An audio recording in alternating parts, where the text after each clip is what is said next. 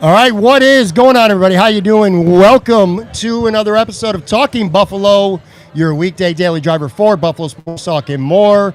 My name is Patrick Moran. Thank you so much for watching, for listening. However, you consume Talking Buffalo. Appreciate you guys very much. I'm sure you can hear on the audio side a little commotion in the background.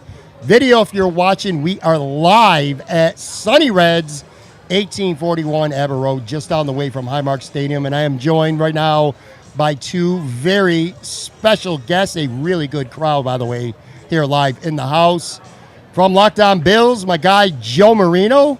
From WGR 550, Jeremy White, man. What's going on, guys? How you doing? Howdy. It's good to be here, Patrick. I'm going to really start to try to start calling you Patrick because I believe that's what you want to be called. I always call you Pat. That's fair. I'm going to work on this. That's like Joshua Palmer, not Josh Palmer. He wants Joshua Palmer, right? I know it's hard though. All right, that's hard. We I'm going to work on that. Of course, Jeremy gets it going right away with a receiver. We got to make sure we say his name the right way. I'm on brand. What can I say? I know who I am. All right, so we're here at Sonny Red's. Joe, this is the second straight year that you and I have done this here at Sonny Red. So I'm going to kind of gloss over you a little bit here. You've been here before. You've had the food before. We know how much you love it. This is a great place. A lot of people came out again to meet you. Jeremy, this is your first time here at Sonny Red's. We had some wings, couple pints. What's your first impressions here? We're outside on the patio. Well, first off, I had some pizza too. Yes. I love buffalo pizza. The pizza here, cup and char pepperoni, had a big slice of that. Corner piece. I'm a corner piece guy. Give me the corner piece every time. And then I had the medium, the hot, and the garlic honey. Spicy honey garlic, man. Spicy honey garlic. Winners all three. And love to get a little heat on the wings. Homemade blue cheese. I'm always going to go for that as well. So, yeah, I had my share of wings. Very, very happy about it. I was listening to your show with Jerry Ostroski earlier today, Bill Squad, which we're going to talk about here in just a second. And you guys were talking about, Jeremy asked Joe, how do you like your hot wing? How hot do you want your wings to be? And I thought you had a pretty funny answer on your show. You said that you want to be uncomfortable. I want to be a little uncomfortable. But you don't want to have to make a business decision. That's right, Patrick. You got to thread the needle. Yeah. You know, I'm approaching 40 years old, so that needle's a little different. You know, it's a moving target, but we're getting better. I kind of feel like that's the wings here. Yeah. That's how they are. They're hot, but they're not like obnoxiously or almost too much hot. And Jeremy and I were talking before. And before we're going to get into some Bill stuff and some media stuff here in just a minute. But my favorite thing about this place, well, one of my favorite things about this place, and I was talking to Jeremy, is if you don't like it once, you're not going to like it every time you come here. If you like the wings, if you think they're an 8.5 out of 10, you could come here 10 times and you're going to feel the same way about the wings because they're very, very consistent here, as well as the pizza, the brick oven pizza as well, some chicken tenders, which we didn't even get to today. But do you guys kind of feel that way, like when it comes to restaurants and bars or bar food specifically, that there's very few places, it's about consistency. Like when you go somewhere, you know what you're getting ahead of time. There's so many good places that could be great, but what holds them back is you'll go there one time and the food will be fantastic. And then you go there again and it's nothing like it was the time before that. One of my life mottos, Patrick, is there is no quality without consistency. Yeah. And so if you have that type of variance, there's no quality. And I would agree with you. I get to come to Sonny Red's about once a year, and I know what I'm getting every single time is going to be consistently awesome. Jeremy, what are a couple of your favorite other places to go to eat? And it doesn't have to necessarily be wings. But Sure. Well, I mean, like the point you make though about consistency is, you know, we've got young kids, so we like if they got French fries, we like the place. It's pretty much one of our spots. Fair. But consistency is a big point because as soon as we go there and we're disappointed twice, it's like it comes off the board. It's like a draft board, off the board, right? We're taking it down. Like I need to know I can count on you to deliver. So, you know, to know that about this place is pretty great. Like, give me a consistent wing, give me a consistent burger, give me a consistent beer list, whatever you got. Like, if I know I'm going to get quality going in, that's what I'm going for. All right, so I mentioned earlier that I was listening to Bill's Squad, and you've been doing it now for a couple months, the two of you alongside former Buffalo Bill Jerry Ostroski. Let's start here. I kind of want to know how that came together because it felt like it kind of came out of the blue. I listen to WGR whenever I get a chance. I listen to Lockdown Bills whenever I get a chance, and then suddenly, bam, here's a new show. I'm like, okay. And it's twice a week, too, and it's during, like, lunch hour, which I absolutely love that because I can pretty much tune in all the time. But give me the premise, either you guys, or you both could speak on it. Give me the premise of the show, how the idea kind of came about, and also, both of you and Jerry Ostroski and involving him as well. I'm interested, and I'm sure a lot of people are. How did that all come together? Do you even know the answer to this? And I kind of do. I kind of do. I know that you texted me one day and said, call me after your show. I've got something for you. Yeah. And 10:01, what was it? You like, did. Right away. It was right when the show's over. I was like, okay, he might actually be interested in this. Out of the blue is a good way to put it, Patrick. Locked On, they wanted to make sure that they were meeting all the different needs of the audience, right? And they thought there was an area that we were missing. Like, you're going to get the 30-minute daily podcast from me. Yeah. But there's another part of podcast consumers that want longer episodes that are more free-flowing and are more panel style. And so they wanted to kind of diversify what's on the feeds, and they thought the right way to do that was to introduce a squad show for every team. So I got this email early April, and they're telling us this is going to happen. It's going to be the Locked On personality, which would be myself, a host, and then a former player or coach on the panel. And they said we're going to start rolling this out over the next 3 months. And I saw the opportunity as something that was going to happen. Like, it had to happen. And I said, okay, cool, I'm down for this, but I want to have a lot of say in who I get to work with. Mm-hmm. And so I began immediately thinking about who do I want to be on this panel with me. And Jeremy and I have been doing weekly spots on WGR for several years, I would say. Yeah, a couple of years. And one thing, and I don't agree with Jeremy on everything, and that's probably one of my favorite things about why he's on there with me, is because I don't want to just be on there with guys that it's going to be an echo chamber, right? But one thing I can tell you about Jeremy White is this dude is a conversation starter. Oh, yeah. Whether you like it or not, this dude brings up great conversations about the Buffalo Bills, and you've been doing it since 2004? Yeah, about that. So, It's a long time. I thought there was nobody better that could drive conversation regarding the Bills that's going to bring up topics that I probably wouldn't. You know what I mean? Like, I think people kind of understand what they're going to get from that 30 minutes from me. But with Jeremy is terrific at thinking about relevant things across the league, tying it back to the Bills, coming up with these new angles, and it broadens my thoughts on the team. And so I was like, it's got to be Jeremy White. I hope he wants to do it. And you agreed to it.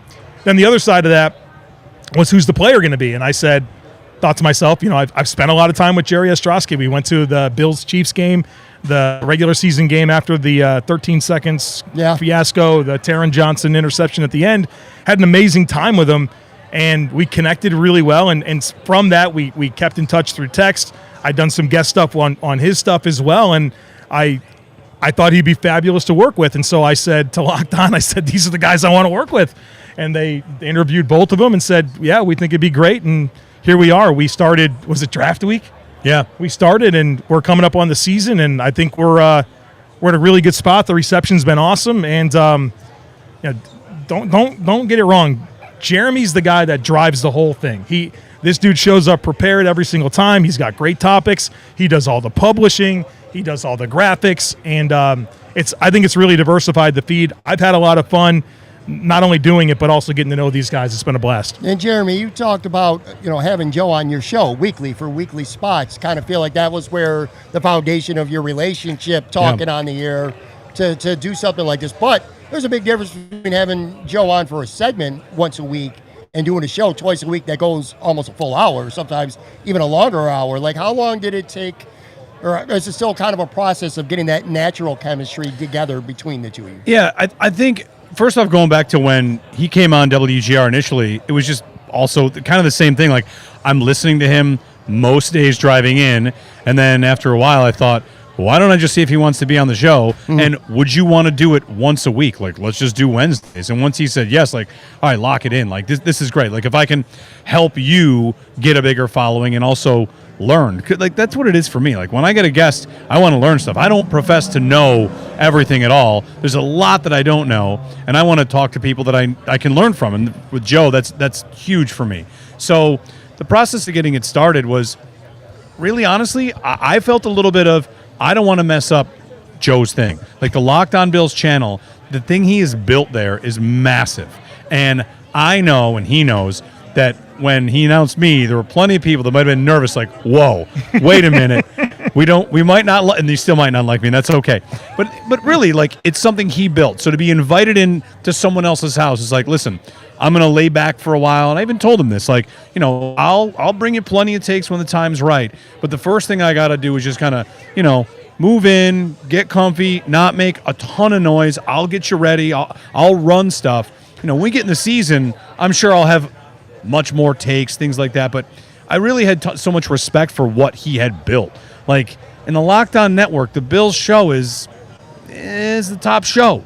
So he's built such an incredible thing, and I have so much respect for what he does. And when he asked me to do it, I was honored. It was a very easy yes.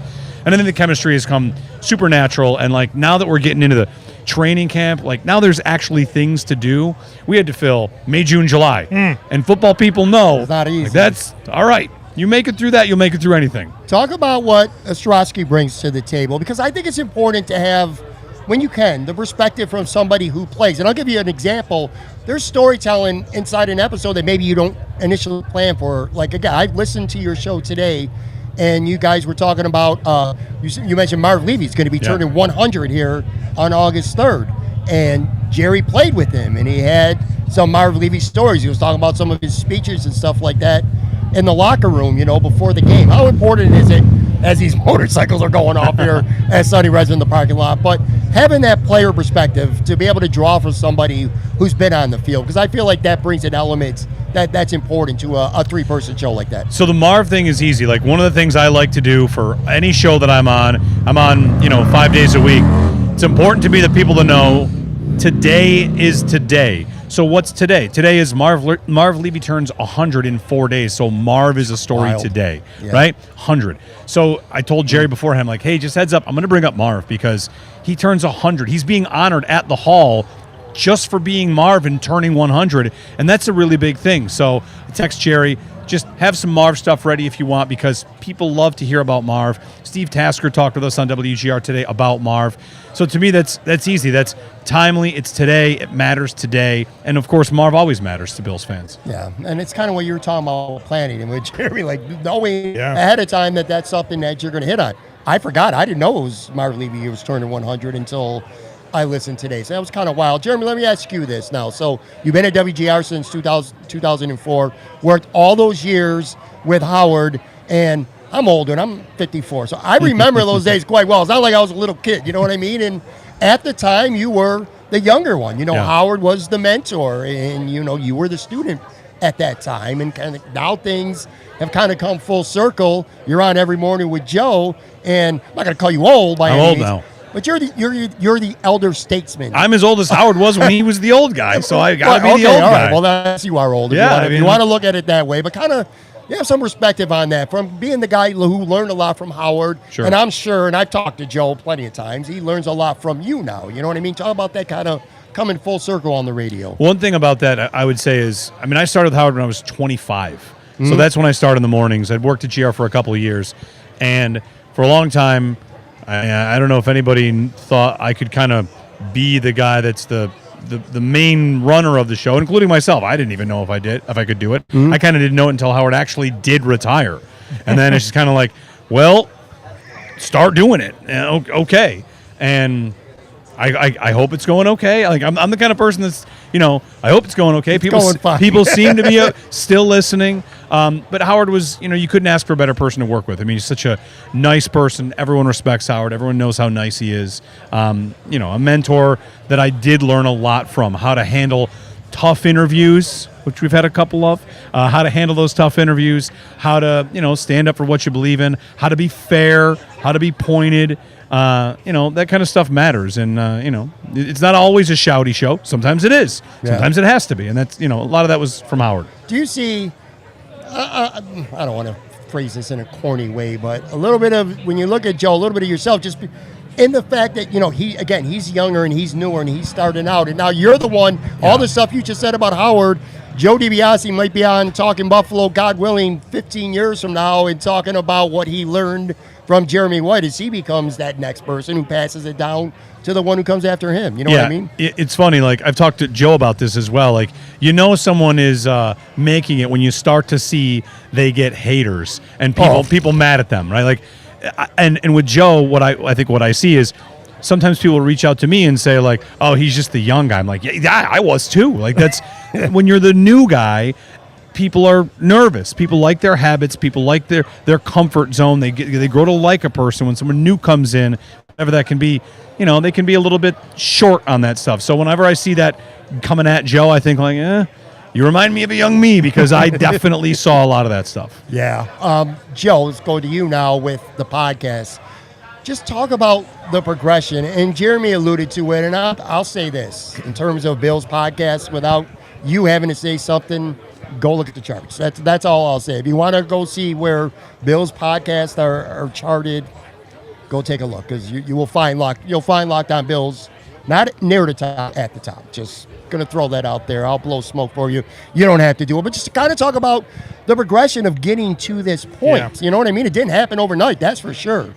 Man, I don't think I've ever said this to you, but I always wanted to do Bills content, but I listened to WGR, and I thought to myself, I don't think I can do it.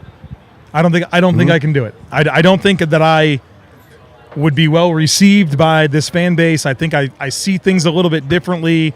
I listened to a lot of the callers, and I'm like, boy, I don't know if I'm going to connect with these people. And so I was always wanting to do it, but I never did. So my start in football media was really draft stuff. Yeah, I wanted to do draft stuff, and I was like, I would chime in on the Bills, but then I kind of saw the opportunity with Locked On Bills, and I was like, all right, I'm just going to find out. And boy, I'm glad I did. I've grown so much through it. I've been able to connect with so many people. The community that's built around the podcast is what I'm most proud of. We're able to connect with people like. Right now, there are people here from all over the country. Yes. And we all have very different lives. We have different backgrounds, views, but we can connect over a mutual love of the Buffalo Bills. And my friend Jake comes from New Jersey to spend some time right now. We've got people from Spartanburg, South Carolina, Georgetown, South Carolina. I'm in Charlotte. People from all over New York, of course. Someone from Vermont I met earlier.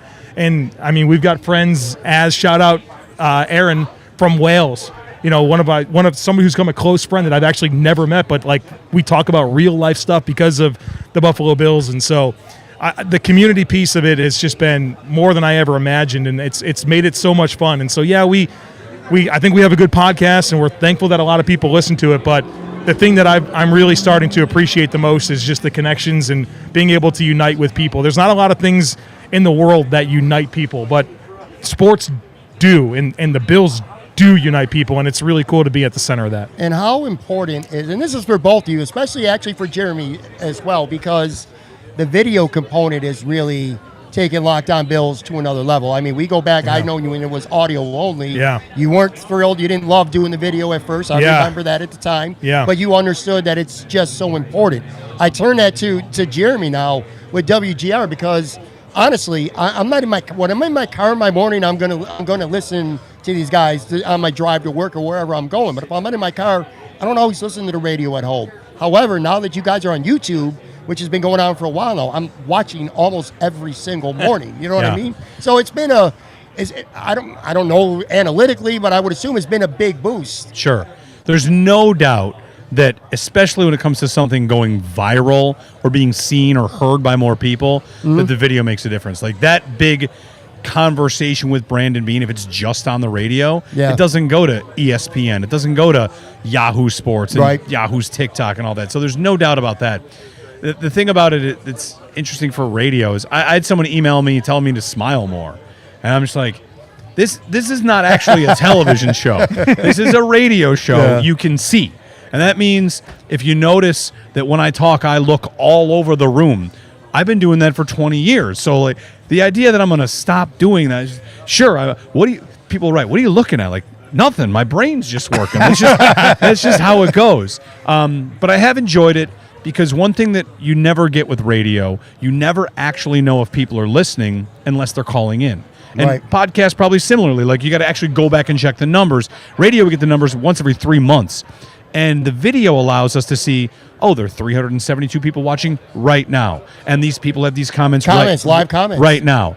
And that, to me, has been a little bit of a boost. Like, even if I think it's a lame morning with nothing going on, these people still want this. It's Bills fans. They still want this content. So that has helped. And now I spend like 5 minutes deciding what shirt to wear instead of just, whatever, not even caring. Honestly, that is the thing. I used to just, it didn't matter. I would kick back. I'd record my podcast. I'd have 5,000 edits. It wouldn't matter. Now I have to think, okay, is my beard combed? Do I have neck beard showing? Did I wear that shirt 3 days ago? So that is a different layer, because Locked On Bills is still pretty new to YouTube. I think we might only be like 3 or 4 years old. Yeah. And I was not excited about when that happened. I knew it needed to happen, but it has exploded. I told you literally like maybe an hour ago, I said, Jeremy, I listen to you 200% more because when I go on YouTube in the morning, it shows up right there. Yep, every day. And I'm like, okay, what are they talking about? What are people talking about in the chat? And I'll peep in and listen for a while. Yeah, absolutely. I grab my morning coffee. I go to my desk. I put it on. Sometimes I'll watch. Sometimes I'm like, I have another screen open, but I can hear it in the background. It's like listening. But you kind of made a good point that I never thought of. So Jeremy's used to this. You're live every morning. You know what I mean? You're live. You screw up. There's not much you can do about it. When we have an audio, when it used to be audio only or whatever, you said it. You could edit 10,000 times. You screw up, you're like, whatever, I'll just do this again. But now that you do video all the time, you don't really edit much, do you, anymore? Like if you... Yeah. Is it worth it all? That's what I'm saying. No, it's been the best thing ever because I don't edit at all now. Right. Now it's like, okay, one take, or else you're going to spend hours now splicing together video and making it work. And it's like, I don't want to do that. So I take better notes. I prepare better. And I think I'm just a little bit more consistent with the delivery. And you know what's also really true? I think sometimes you can over-edit. People don't care if you have to clear your throat or you need to take a quick sip of water. Like, it's human. And I think I've learned to accept some of those imperfections after the first. well. I told you that after the first break, like clockwork, you always got that. I'm taking that sip of water, and I don't care. It's part of the show now. It's part of the show. What cup am I drinking out of? It's always water, though. People wonder what's in there. It's water every single time. Water is in this cup. I drink water. You guys mentioned, or Jeremy specifically, you mentioned having haters, and that's just the way it goes, man. The more people that follow you, the more people that listen, the more people that watch, the more ridiculous haters you're going to get. How do you guys deal with that in terms of leaving it at, in your case, the station, or at home if you're working from home that day, or Joe with the podcast, and you're going to get a couple nasty comments here and there. It comes with the territory. It's part of the gig. You know that. But are you able to pretty sufficiently just leave that at, we'll call it, leave it at work? You both got families. You got wives. You got families and stuff. But are there times where something could get under your skin to the point that it's kind of hard to, it's easy to say, oh, just leave it at the office. Sometimes it could probably be harder to actually do it. It used to be something I would take home more than I do now. And the other part of it is I kind of realized that if you're in a group of your 6 friends arguing about the Bills, you're going to argue about stuff. And you're going to tell your friend he's an idiot. And that's what they're doing. They're saying that because they feel comfortable telling you that because they listen on some level. And if they don't, then that's fine too. So, it is what it is. It's an interesting time though, because for the longest time, the drought, the Bills were not good and people wanted them to be, and they would be mad all the time if you said they weren't. Now they're amazing. And if you say they're amazing 99% of the time, but I felt this could have been better, then, we all kind of know we're nitpicking and we're getting to the point where we're trying to talk about that last 2% to get across the line. So it's just a good time to be a Bills fan no matter what. And it's a good time to be someone talking about the Bills because even in the disagreements, in those moments, everybody's kind of universally aligned. We all want to see this team win. I'm a journalist, whatever. I cover a team. I talk about a team to all their fans. I have tickets. It's not that hard. And I also think that fans are smart. Fans know what's going on, and everybody has something about the team that they're mad about. It's just, those don't always align. I've always felt you could be a fan of a team and cover them as long as you do it objectively. look no further right here into the middle between, the two of us. Got to speak on that, Joe. You get it from time to time. Yeah. It happens to everybody. Sure. About specifically being I don't hide from being a fan of the Bills. I don't. Right. I think part of doing this well is being authentically yourself. Yeah. I can't do it any other way. I love the Buffalo Bills. I do. I want them to win every single game. I'm a diehard Bills fan. There's no doubt about it. And like, I pride myself, and I hope that this is true. If it's not, then let me know. But I don't want to be this person who does this daily podcast that sits in an ivory tower and then preaches at my listener base on how they should think and feel about the Bills. I want to be a fan that's in it with you. Like, I'm going through the same highs and lows that you are, and I just want to tell you how I feel about it. And I that's how I kind of attack it, and I don't hide from my fandom. And I know that everyone's going to have a different flavor for that, but for me, I think it enhances what I'm able to do because it allows me to be authentically myself. If I could real quick, on like the point, one of the things I love the most about Joe is the all 22 reviews. Like there's a game, and after a game, it's like, he'll be talking about playing. It's like, it's not good enough. It's not good enough. And I can hear your voice saying that. But you know who else says that? The coaches in the meetings. That's who says that. When I watch the Netflix series and I see Kirk Cousins, they won a game on a young Who kick from 53. And in the locker room, immediately after the game, he's talking to teammates how he was not happy with the last drive. They won. But he's still in there being like, that wasn't good enough. Yeah. And I feel like it's important to remember that if you're a fan that thinks that, that's not weird. The coaches and the players live that life of, sure, we won, but that was terrible. Burrow chewing out his team after week 2 when they beat the Titans because, like, too many delay of games. If it's sloppy and they win, and we say that, it might not sound great, but they're saying that. And to me, seeing anything like that, I think is, whatever, it's validating that it's okay to feel that way. Conversely, like I said, there's people who just are irrationally critical or haters, whatever you want to call it. But by and large, with both you guys, two of the more respected and popular figures in the Buffalo media, and you don't take it for granted, do you? Like when you come to a place like this tonight here at Sonny Red, and there's people here specifically here to see both you guys, and I'm kind of paying attention. I'm looking around. I can see people waiting for their opportunity to come up to you guys. There's some people here still watching, even though we're outside now. There's literally someone here with a cornhole board waiting to get signed. But that's not something you take lightly, and I know you don't. Neither you guys. You don't take it for granted, and it doesn't get old, does it? No. Yeah, it's unbelievable to get to connect with so many different people, and I say all the time I'm a fan with a podcast. And I love being able to do that and just be part of it, man. Yeah. No, it never gets old. I don't take it for granted, and it means a lot to me because I know that people want to say that they enjoy the show and thank me for putting it on, but I also want to say thank you to you for listening and giving me your ear and making me part of your Bills Mafia experience. Yeah. What about you, Jeremy? I mean, you've been doing this now for a long time. You are absolutely one of the most recognizable Buffalo sports media people. I'm sure that's not lost on you, and it's still, it feels good to be appreciated, right? My Twitter profile bio says I talk on the radio every day, and it's going on longer than anyone's expected. Like, I am included in that. Like, it's gone on a lot longer. And like you say, fan of the podcast, I tell close friends and family when they ask, like, my job is to be myself. Like, that's pretty much what I am. The receiver stuff, that's just how I feel about it. That's what interests me. Or, if I tell you I think the coach is pretty good and I don't know who else they would hire, that's because that's what I really think. I don't play devil's advocate. I just, it's kind of easy when you're just allowed to say what you think. Yeah. You never have to. People say, "Oh, remember when you said blah blah blah?" And like, actually, I know I didn't say that because I remember the things that I say. Sometimes people skew them differently, but when you're just allowed to just be your authentic self, it ends up being easy to do. Here live at Sonny Reds, Joe Marino, Locked On Bills, Jeremy White, WGR 550. Let's spend a few minutes before we get out of here talking about the actual Buffalo Bills. Training camp is in full swing. Joe, you've been there all week. Of course, Jeremy, you're there. You do the show every day from St. John Fisher.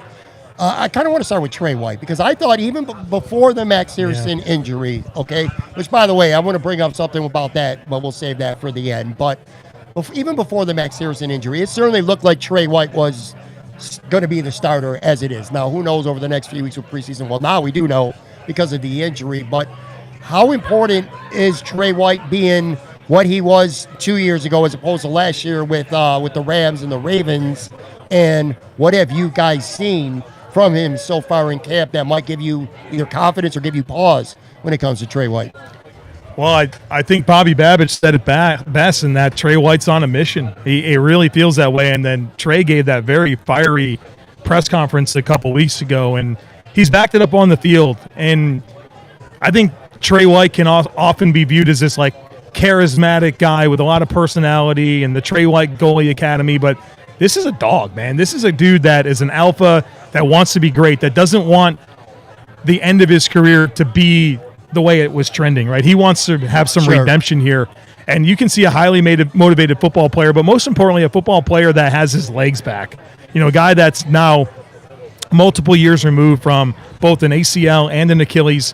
And I'm not going to sit here and act like he's Deion Sanders, but he's moving well. And we know that from the football IQ perspective, he's always been really, really special. And so I before the Harrison injury, I was pretty confident that he was going to be the starter, and now there's nothing ideal about Maxwell Harrison missing time. Like, I'm not going to try to sugarcoat that, but I think this does set up the Bills to be a little bit more deliberate with their plan with him, allow Trey White to have some time here to show that he's either going to be the guy or not, and by the time they know that, Harrison should be pretty ready to go. And so there was already some challenging decisions to be made at corner, and maybe this becomes a little bit easier at least to start the season. So I think there's some silver linings here. Ideally, Harrison would have no injuries, but I do think that this was shaping up to be Trey White's job, and I think this makes that path pretty clear. Are you pretty much in line with that, Jeremy, from what you've seen? Yeah, I mean, I like to kind of look at Trey White through the lens of how he is acting off the field, because for a while there, when he was coming back from the injury, he was kind of quiet, reserved, and we wondered what's taking so long, and he got introspective about it all. And like, we've seen that out of Josh Allen too. Josh, when he's happy and he's playing better, and when he's deep down in his thoughts, low positive, all that stuff, something's going wrong. I think Trey is similar like that. And the Bills post video, and he's looking like his normal, fun-loving self. I see that, and I think this is a guy that feels like himself. Yeah. And, I mean, Joe was the first one that I heard say, I have a hard time believing it's not Trey White's job to start the season. So, this little setback for Harrison, it's a setback. There's no doubt about it. But I feel like Bills fans came in with almost no expectations on Trey White, and now they've kind of been boosted to like, okay, this guy can be corner two. Because for the longest time when Trey White was corner number one, corner two was just somebody. Yeah. And the Bills got by with that just fine for a long time. Big shout out, by the way, people watching live. 2,200 people right now checking us out. Appreciate everybody for tuning in. Jeremy, wide receivers, Keon Coleman. Of course, I was going to go to you for the wide receivers. There was no doubt about that. But anyway, Keon Coleman, he's been to talk at camp. I've been at the floor. I wasn't there today, but I was at the floor before that. I feel like it's been mostly warranted. I like what I've seen. He's made some big boy catches, contested catches, a couple high point plays. How good? What's his ceiling? What's his realistic ceiling to you right now? Because I kind of have a take, but I want to hear what you guys think first. I think as long as you don't expect Coleman to become a true number one, but just be good in a good offense, then there's a lot to like, and there's a lot that can be there. A role-playing guy. There are roles to play. Whatever that is, if that's end zone monster, if that's bully ball, if that's Allen's jump ball guy, if that's Allen's scramble drill guy, he doesn't separate. And I don't think there's any pretending that that's not true. So some guys don't have to. Some guys win in other ways. And, Joe Brady in this offense, like, he puts players in positions to succeed, and he did that for Coleman last year. The metrics on him separating were not good, but his yards after catch over expected was elite. So if you've got an offensive system and a coordinator that uses the best that a player can do, then that's all you actually really need. So I'm fine with Coleman. I don't expect too much of him, and I think that's right at the base level of being happy with what he can ultimately be and still also being excited about what he can be. What do you think, Joe? I think Keon Coleman has some very redeeming qualities, and I think you have to acknowledge what he is and what he isn't. And what he is a physical player that has athleticism that manifests itself in different ways other than explosive speed and, fluidity in and out of cuts, but he can be physical. He does have good ball skills. He has really good body control. And what I've seen from him so far this year is a player that feels more self-aware to me, a guy that is leaning more into the physicality that he offers, a guy that, you've heard a lot of compliments for his football IQ, and I think you're seeing a guy that is having a better feel for zone coverage and where the space is going to be and presenting an available target. And I think he's going to be lethal on some of these broken plays where Josh Allen gets outside of structure and kind of works the ball down the field to him. So there's going to be a lot of opportunity for him, and I think he's going to play a lot of snaps. It's just how many targets, how many catches is that going to be? But I love what you said. I think he can be a good player on a good offense. Can we quantify that with number of catches and yards and touchdowns? I struggle with that regarding any player in this Bills passing game right now. But I think we'll know. I think we'll know watching this year that when certain plays needed to be made, that Keon Coleman was relied upon to make them, and he did it. And I think that he's heading in a good direction. I find myself pretty encouraged. I think realistically the best you could expect him to be is what he does good, he'll do good more consistently and more often than he did last year. You'll see more games like the Seattle game than, like, say, last year, where there are other games where he disappeared, partially because of the injury. And speaking of two young guys that I want to talk about, and there's a lot of big injuries going on with this team, but these are guys that have just kind of been nicked up so far. Dalton Kincaid is one. He only missed one day with leg soreness, but he still missed a day because of knee soreness. And Cole Bishop, who I saw on Tuesday, I didn't know what it was, but it turned out to be a quad. He came back, but he didn't practice, and he didn't practice today either. These are two young, I feel like, very important pieces to this football team for this season. What's your concern level with them being, again, not significant injuries as of right now, but, past injuries, especially with Bishop, never really got going last year. What's your concern level? Because it certainly seems like if he's healthy, he's starting Cole Bishop this year. 100%. Let's start there. The team fully intends on Rapp and Bishop being the starting safeties. Those dudes are joined at the hip. Everything they do is together. So I think 100% this is Bishop's opportunity. But whether it's last year missing all of training camp, he had an OTA injury this past year. Now he's got this quad deal. We don't know the severity of it. He's trending towards earning a bit of an injury-prone label, and he needs to be out there. He needs to practice. And so hopefully this is very, very minor. But, for a guy that's admitted that the curve coming out of Utah was a pretty big one, learning the system, a guy that needs reps, that's all valuable. And I think he needs to be out there as much as possible. So hopefully, I remember early career Taron Johnson, early career Matt Milano. I know that's shifted in a way. But those guys had kind of injury concerns. Even Stephon Gilmore, early in his career, is like, man, he's kind of banged up all the time. And then they kind of figure it out. And so hopefully, Cole Bishop can get there. But I find myself a little bit more concerned about him than I do Kincaid, because I think there is proof of concept with Kincaid and kind of what he can be. With Bishop, we have so much to learn. On those two, boy, I hope Bishop gets it together soon. Like, I hope this quad injury is just, all right, back out there, because I want to see a McDermott defense feel confident in its back pair back there. I mean, they've been built on the secondary for the entire time, and they've given up the fewest touchdown passes passing than any team by a lot. And I want to see the Bills' defense kind of rely on the backbone. They talk a lot about the front four, and the front four matters, but they've always been built about their shell and their secondary and what they can do there. So I'd like to see it come together. On Kincaid, I don't think there's any doubt about the player. You have to, you don't always get this for tight ends. You'll hear about this for quarterbacks and young quarterbacks. Kincaid gets drafted to a team that was a lot about 3 receivers, and they're going to switch to 2. And then they have their offensive coordinator get fired, and a new guy comes in, and he gets hurt. So it's almost like they have this player they know is talented, and I think we can see he's talented. And I don't know what finding the right exact fit / offense / role maybe is, because he was drafted by a different coordinator, and Ken Dorsey's offense looked nothing like this offense. So I don't think there's any doubt about the player. It's a matter of staying healthy, and Joe and I talk about this a lot.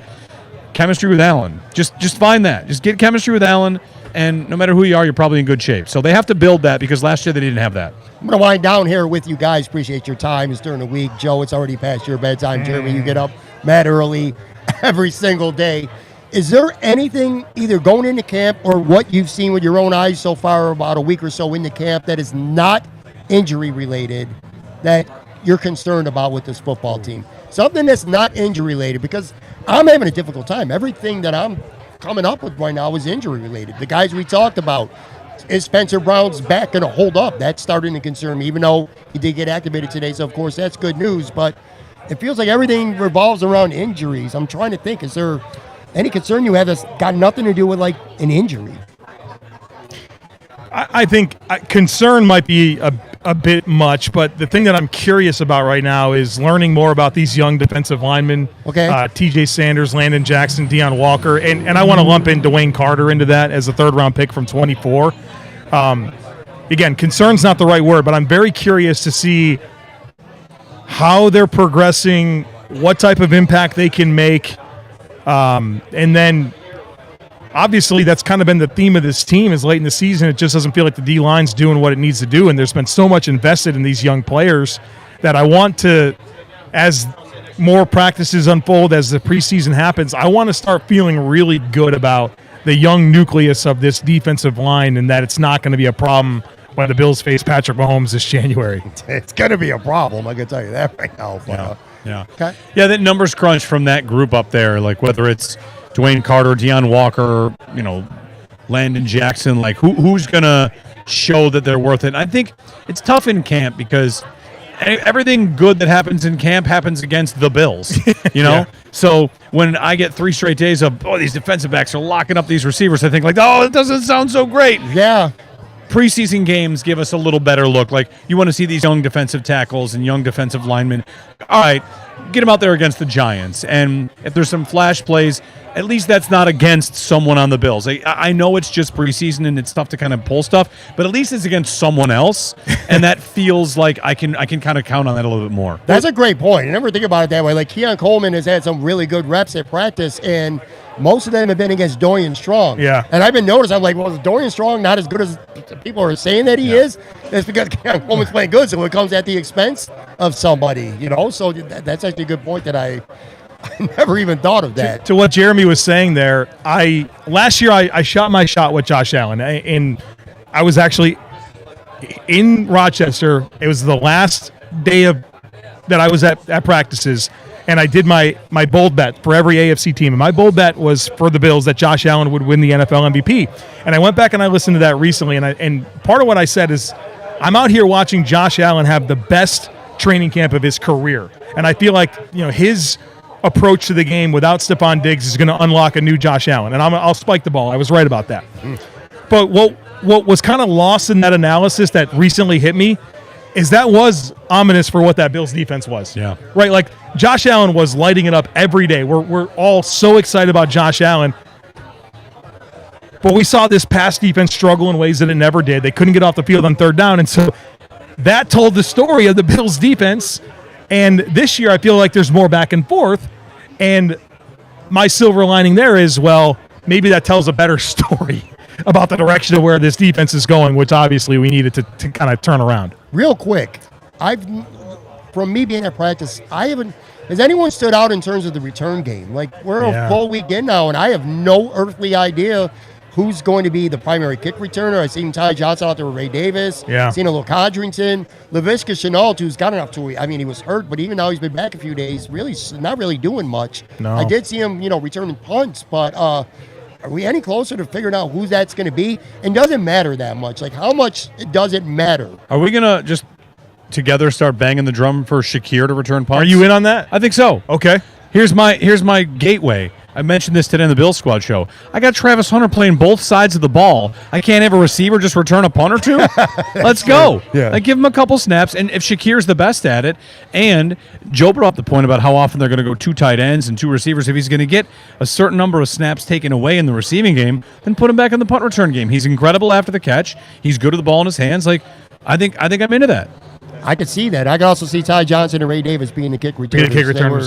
They were working out there together, taking reps. Let's not overlook that Codrington had a great rookie season. The problem is, this is a really good roster, and he only returns. He doesn't cover kicks and punts. God knows he can't play corner.